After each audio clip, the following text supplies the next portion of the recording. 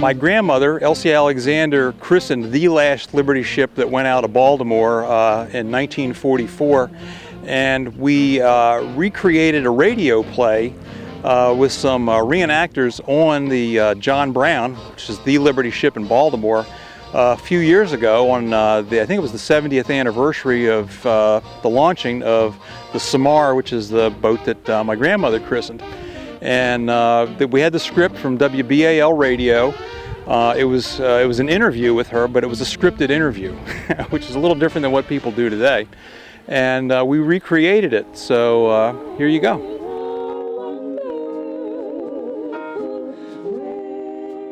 Dear Mrs. Alexander, as you probably know, Woman of the Week is a radio program that glorifies womanhood for its achievements in peace and war.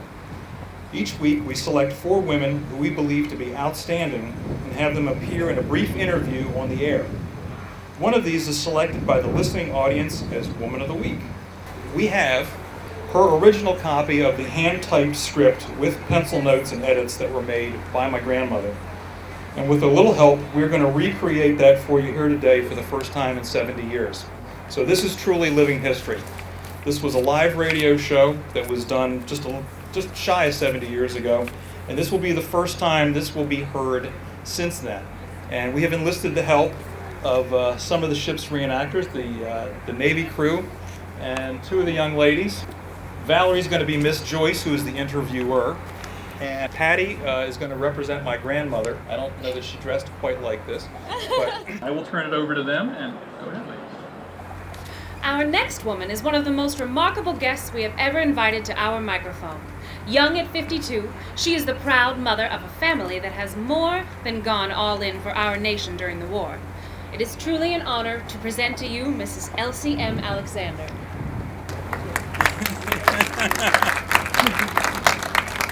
How many of your family are in the armed forces, Mrs. Alexander? I have 6 sons, 2 in the Army, 2 in the Navy, and 2 in the Marine Corps. My stepson is in the Army, and so is my son-in-law.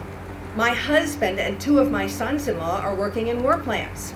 That is a record hard to equal, and I think impossible to beat. You are indeed a most remarkable family, Mrs. Alexander. Thank you, Miss Joyce. They said I was one of Baltimore's champion war mothers when they asked me to christen the Liberty ship Samar 2 weeks ago. And that is an honor which you certainly deserved. I remember reading about it in the newspapers. They say you swung a mean bottle. I hit the ship all right, Miss Joyce. And to tell you the truth, that was the biggest thrill of all. I know how you felt, Mrs. Alexander. Now, tell me more about your family. You have 6 sons in the service, 2 in the Army, 2 in the Navy, and 2 in the Marines. That is certainly a fair distribution. Where are they now? 1 is in England, 1 in France, 1 in Italy, and 3 in the Southwest Pacific. Have any of them been wounded? Yes, 3 of them. 1 soldier, 1 sailor, and my youngest son, who is in the Marines. I understand none of your boys is married? No, Miss Joyce, they are all single so far. There may be changes after the war. And 3 of your 5 daughters are married? Yes, and as I told you, 2 of my sons-in-law are working in defense plants. The other is in the Army. It must have worried you when your boys were wounded. It did. But the boys in the Army and Navy were only slightly wounded. They recovered quickly. My youngest son in the Marines was badly wounded. And where did that happen?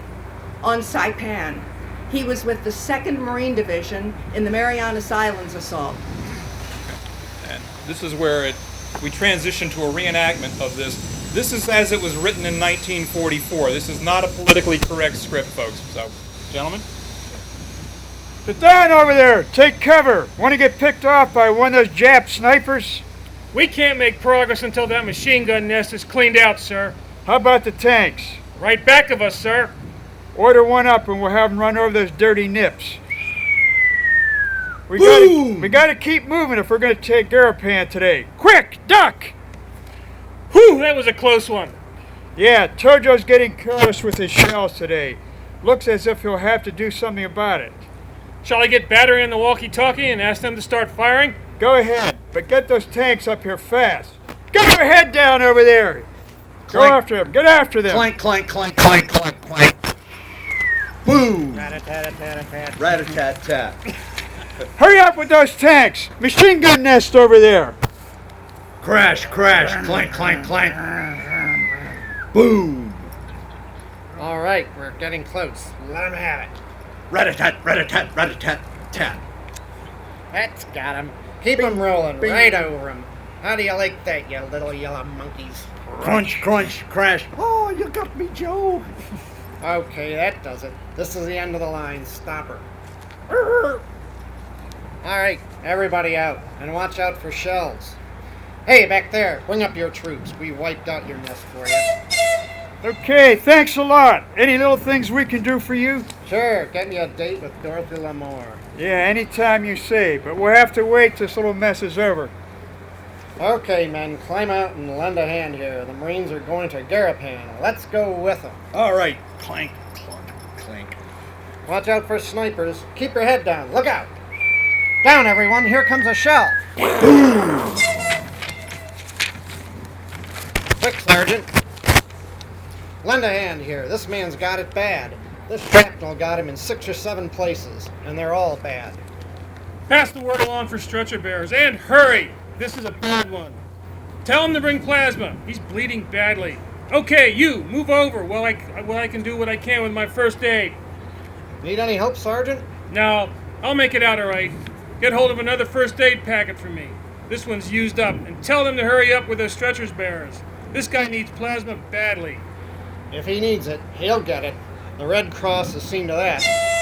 Here come the corpsmen now. Hey, fellas, this way, over here. On the double. It's a bad one. All right, sir, we'll take over. Hey, Hank, give me a hand and get him on the stretcher. Oh, easy does it, easy does it. That's it. Now haul him over into the shade of that wall and we'll see what we can do. Looks to me like he's gonna need a transfusion, and quick. Okay, you guys, he's all right now. Come on, let's get going. We've got to get this war over. I want that date with Dorothy Lamour.